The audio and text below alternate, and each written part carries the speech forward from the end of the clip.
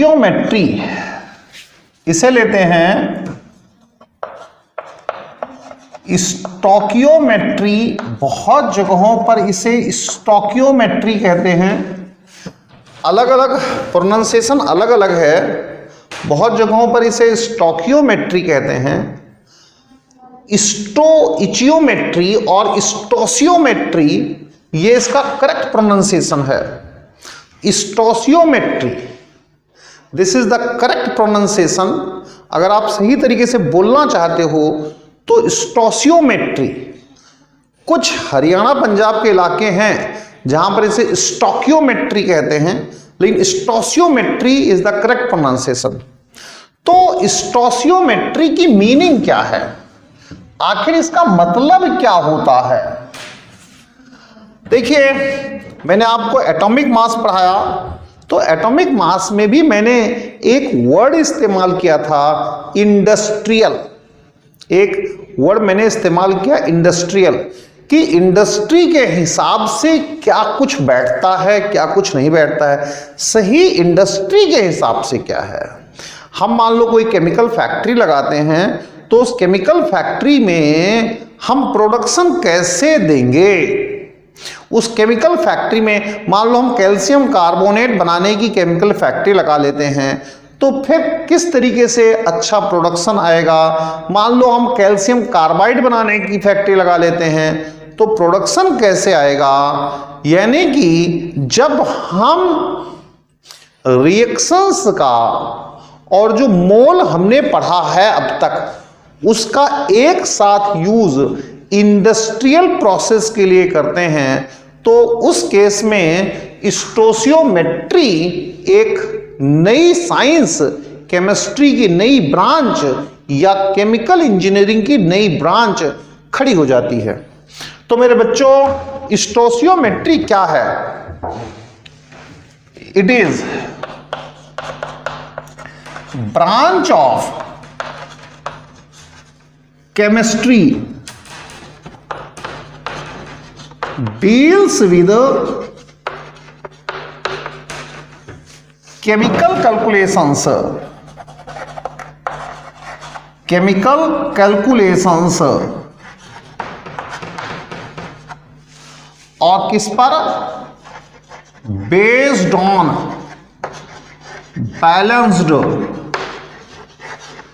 Equation of reaction,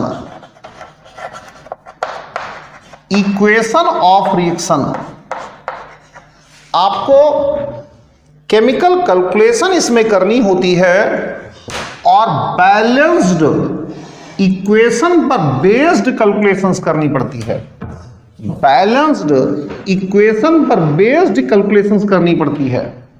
तो जब भी आप कहीं पर भी जब बैलेंस्ड इक्वेशन पर बेस्ड कुछ भी करोगे, कोई भी केमिकल कैलकुलेशन करोगे, तो फिर वो स्टोसियोमेट्री होगी। चाहे आप किसी पैथोलॉजी लैब में करें, चाहे आप किसी रिसर्च लैब में करें, कहीं पर भी जब भी आप बैलेंस्ड इक्वेशन के बेस पर कुछ भी करोगे, तो वो स्टोसियोमेट्री होगी। बच्चों, मैं कुछ एग्जांपल्स बताता हूं बैलेंस्ड इक्वेशन का। 3I2 प्लस 6NaOH ये प्रोड्यूस करेगा NaIO3 प्लस 5NaI और प्लस 3H2O। ये बैलेंस्ड इक्वेशन है।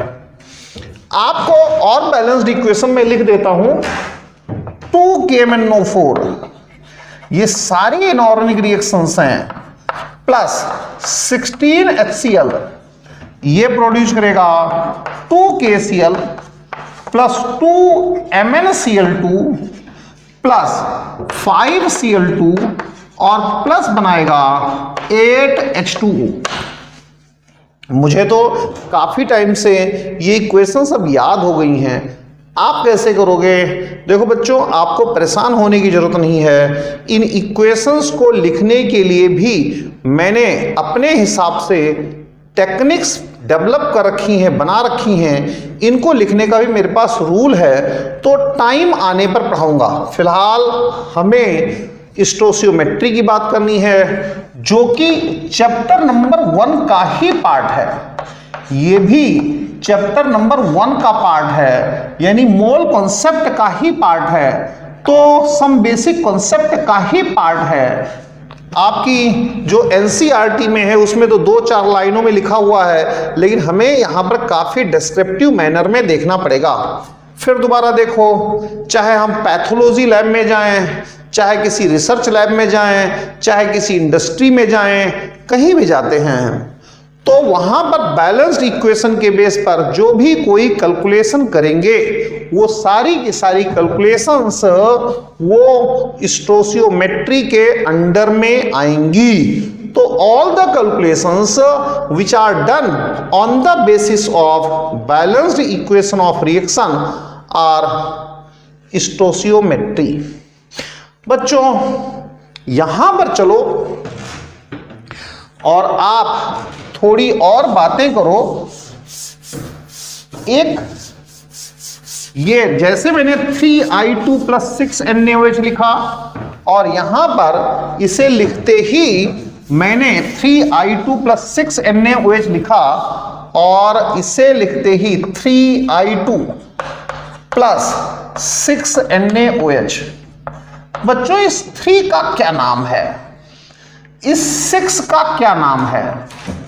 इसने बना दिया NaIO3 + 5NaI + 3H2O। इस 5 का क्या नाम है? 5 का नाम क्या है? इस 3 का क्या नाम है? और यहां पर कुछ नहीं लिखा हुआ है तो इसका मतलब 1 लिखा हुआ है। इस 1 का नाम क्या है? हाँ बच्चों, ऐसे नहीं चलती दुनिया। इसका 3 का कुछ नाम है। इस 3 का जो ये 3 लिखा हुआ है इसका नाम है। भले ही आप लोगों की नॉलेज से दूर हो, लेकिन इसका नाम है। ये स्टोशियोमेट्रिक कॉफिशिएंट है। तो आप सेकंड पॉइंट में लिखेंगे coefficients used before, coefficients used before the formula of substances, used before the formula of substances। और किस काम के लिए? For balancing equation of reaction. Equation of reaction are called, क्या नाम है भाई इसका? Stoichiometric coefficients. स्टोशियोमेट्रिक कॉफिशिएंट्स, ये आपके पास स्टोशियोमेट्रिक कॉफिशिएंट्स हैं।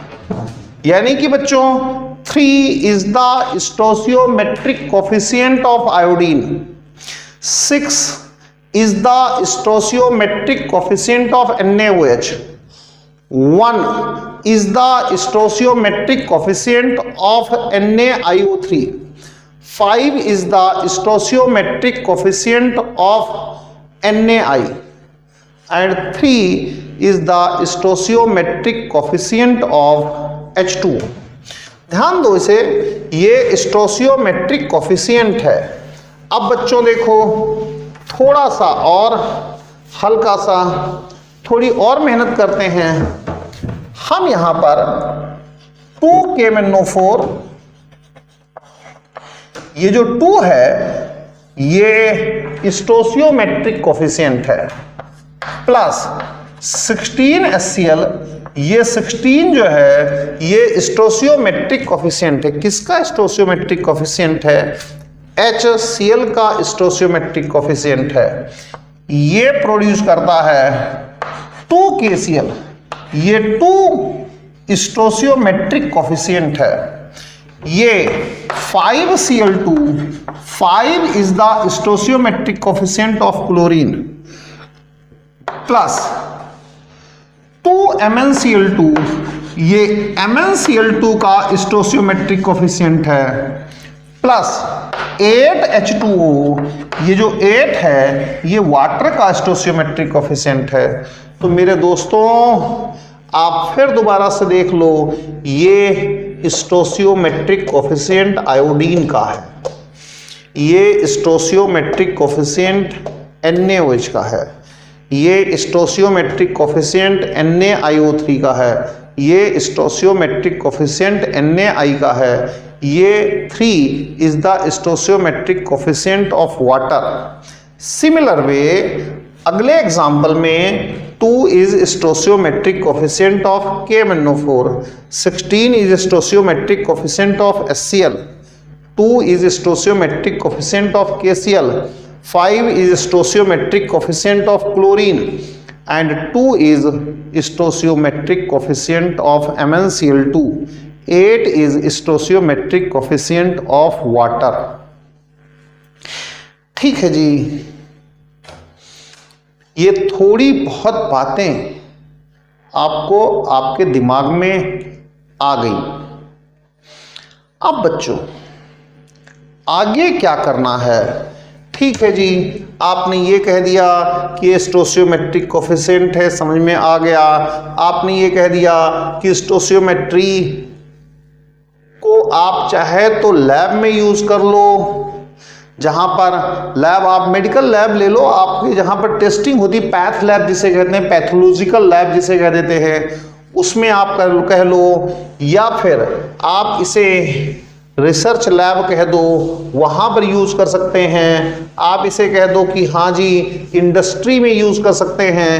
केमिकल इंजीनियरिंग में तो ये पूरी एक बुक है, एक पूरा पेपर होता है स्टोसियोमेट्री का, उसे पास करना होता है। ठीक है, और जो कोफिशिएंट्स इक्वेशन को बैलेंस करने के लिए यूज हुए, उन कोफिशिएंट्स को आपने स्टोसियोमेट्रिक कोफिशिएंट कह दिया। वेरी गुड, समझ में आ गया, अच्छा है। लेकिन आगे क्या करा जाए मेरे बच्चों?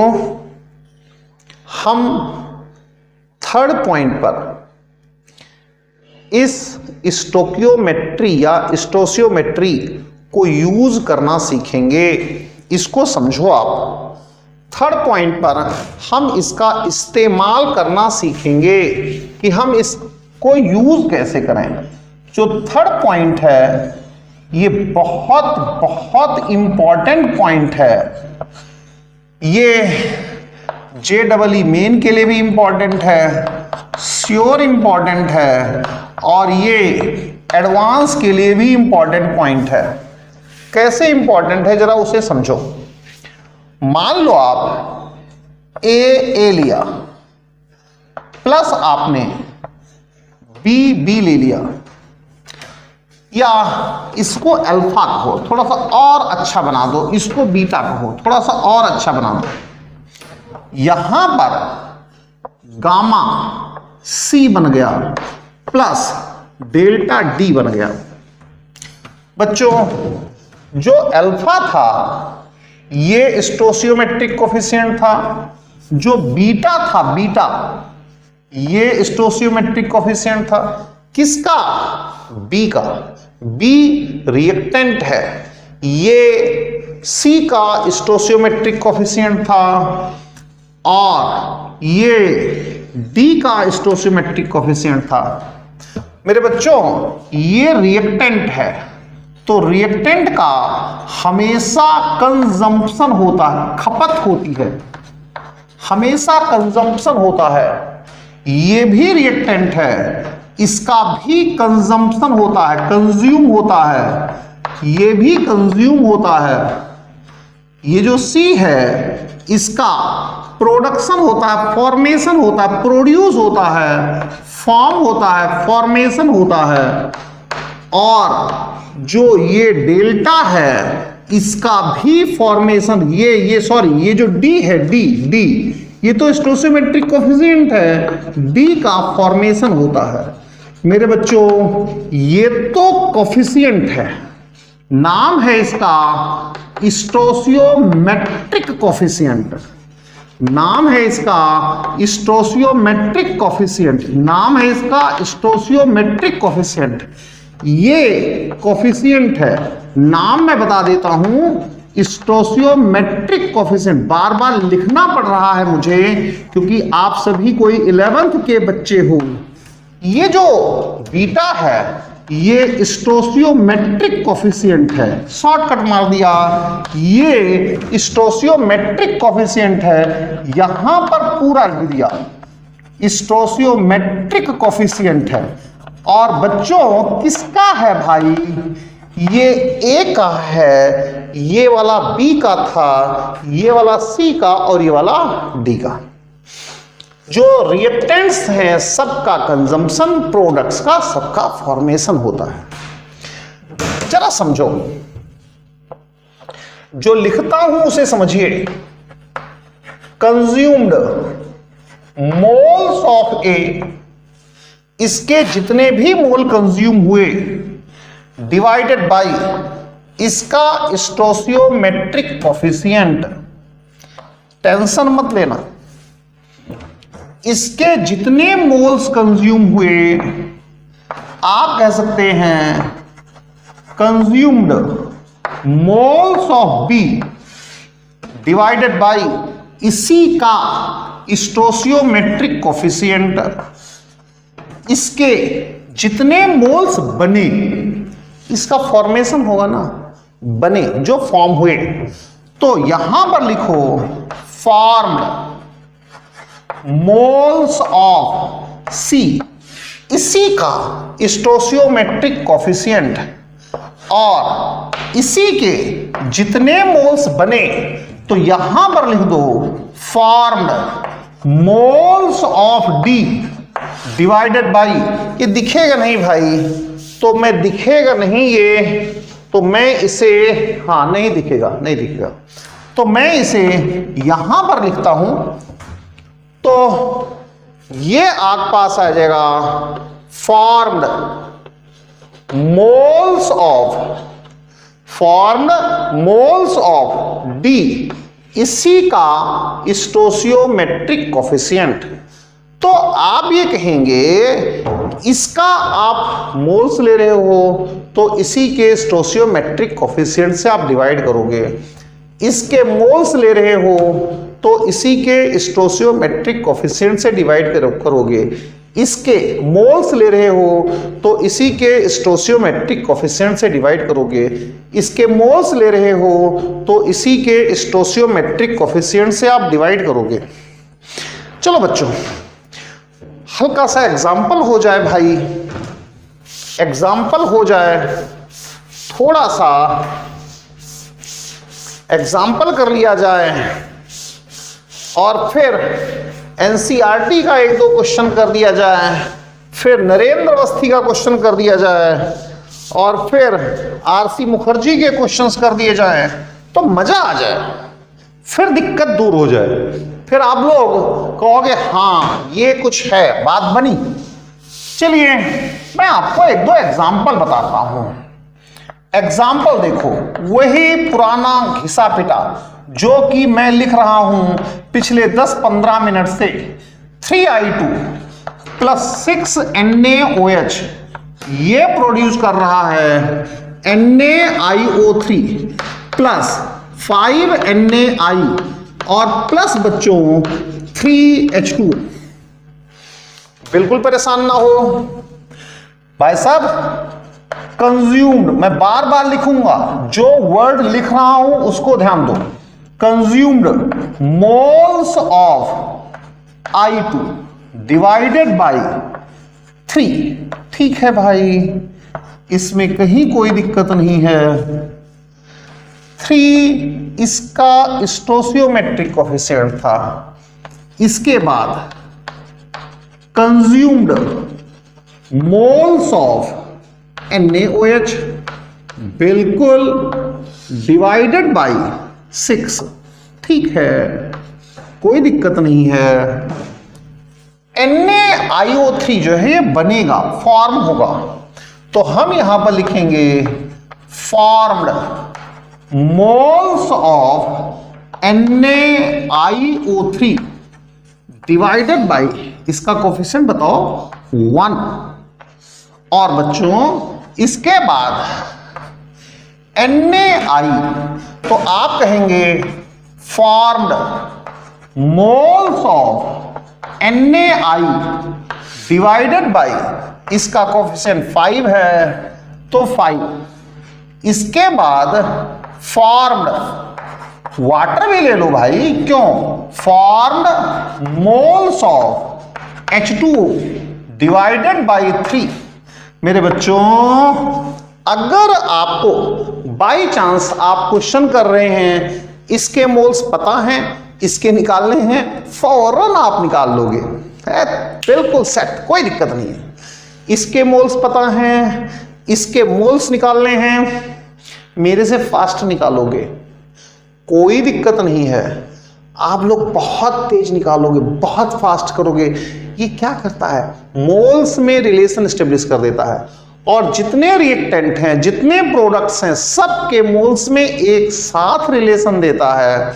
इसके मोल्स पता हैं, इसके निकालने निकल जाएंगे, इसके मोल्स पता है, इसके मोल्स निकालने निकल जाएंगे, इसके मोल्स पता है, इसके मोल निकालने निकल जाएंगे, इसके मोल्स पता है, इसके मोल निकालने निकल जाएंगे इजीली, कहीं कोई दिक्कत नहीं आएगी। चलो बच्चों, मैं इसे रब कर देता हूं, और रब करने के बाद एक दूसरा एग्जाम्पल लिखता हूं, और उसके बाद फिर आप लोग को क्वेश्चन कराता हूं। एनसीईआरटी के बिना आपको बुक के क्वेश्चन के कॉन्फिडेंस डेवलप नहीं होता, ये बच्चे की सबसे बड़ी बिग प्रॉब्लम रहती है। बिना इस चीज के, बिना क्वेश्चन के वो कॉन्फिडेंट नहीं हो पाता है, उसका कॉन्फिडेंस डेवलप नहीं हो पाता है, ये बिग प्रॉब्लम रहती है। तो चलिए बच्चों, हम 2K-4 एक एग्जांपल और, 2K-4 प्लस 16HCl ये लेकर के चलते हैं, 2KCl plus 2MnCl2 plus 5Cl2 plus 8H2। देखते हैं क्या आएगा मजा। देखो बच्चों, ये रिएक्टेंट है, कंजम्पशन होगा, तो आप इसमें कहेंगे consumed moles of KMnO4 divided by 2 आएगा भाई, ठीक है। यहां पर HCl है, तो आप यहां पर कहोगे कंज्यूम्ड मोल्स ऑफ HCl और डिवाइडेड बाई ये 16 आएगा, इसके बाद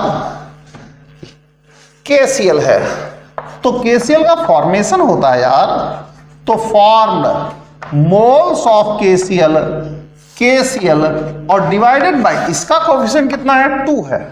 इसके बाद फॉर्म्ड मोल्स ऑफ MnCl2 और इसका कोएफिशिएंट कितना है, आई थिंक 2 ही है, हाँ 2 है। इसके बाद फॉर्म्ड मोल्स ऑफ Cl2, इसका कोएफिशिएंट कितना है दोस्त, इसका कोएफिशिएंट है 5, तो यहां पर डिवाइडेड बाई 5, कोएफिशिएंट से डिवाइड करोगे, डिवाइडेड बाई 5। एक और बच गया, कौन सा, पानी, तो पानी जो बच गया वाटर, इसमें लिखोगे formed moles of H2O divided by आएगा 8। आपने कुछ नहीं किया, स्टोशियोमेट्रिक कोफिशिएंट से डिवाइड करते चले गए। बच्चों, अब आप इस तरह से ये एनसीईआरटी खोल लो, एनसीईआरटी, क्योंकि बिना एनसीईआरटी के अधूरी रहती है दुनिया। एनसीईआरटी खोल लेते हैं और फिर देखते हैं कि क्या होगा। एनसीईआरटी में बच्चों ध्यान दो,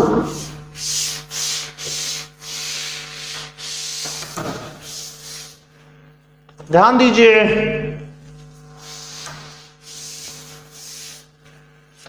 ये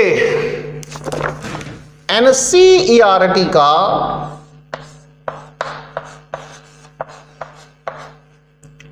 पेज नंबर 25 और मेरे बच्चों क्वेश्चन नंबर 1.36 मैं रीड करता हूं क्योंकि क्वेश्चन लिखने के लिए जगह नहीं बचती है। आप सभी को एनसीईआरटी अपनी खोल सकते हो। Chlorine is prepared in the laboratory by treating manganese dioxide bracket में MnO2 with aqueous HCl। Aqueous hydrochloric acid लिखा हुआ है, एनसीईआरटी है, ये पूरी लैंग्वेज देती है अकॉर्डिंग टू द रिएक्शन। ठीक है, रिएक्शन गिवन है, रिएक्शन गिवन है। क्या रिएक्शन गिवन है बच्चों? रिएक्शन गिवन है 4HCl प्लस MnO2, ये प्रोड्यूस कर रहा है 2H2O प्लस MnCl2 और प्लस Cl2। अब क्वेश्चन क्या कह रहा है? How many gram of HCl? इसके ग्राम कैलकुलेट करने हैं। रिएक्ट विद 5 ग्राम ऑफ, इसके ग्राम गिवन हैं, ये आपको गिवन है और ये कैलकुलेट करना है। तो बच्चों आप इसका रिलेशन इससे भी स्टेब्लिश कर सकते हैं, इसका रिलेशन इससे भी स्टेब्लिश कर सकते हैं, उसमें तो कोई दिक्कत ही नहीं हो। तो मैं बता चुका हूं आपको, इसका रिलेशन इससे भी स्टेब्लिश कर सकते हैं। हर एक रिएक्टेंट का रिलेशन प्रोडक्ट से स्टेब्लिश किया जा सकता है, ये मैं आपको अच्छी तरह से पहले ही समझा चुका हूं। बट आपकी जरूरत क्या है? जितनी जरूरत हो, जितनी रिक्वायरमेंट हो, उसी के हिसाब से वर्क करो। आपको ये कैलकुलेट करना है, ये गिवन है। तो consumed moles of HCl divided by 4। ठीक है, ये 4 कोफिशिएंट था तो डिवाइडेड बाई 4। यहां पर कंज्यूम्ड मोल्स ऑफ MnO2 और डिवाइडेड बाई इसका कोफिशिएंट बच्चों 1 था, 1 और 1 कोफिशिएंट है तो 1 से डिवाइड करेंगे। अब कुछ नहीं बचा बच्चों, 1/4 इसका मास ऑफ HCl किस में लेंगे बच्चों? ग्राम में, अपॉन मोलर मास।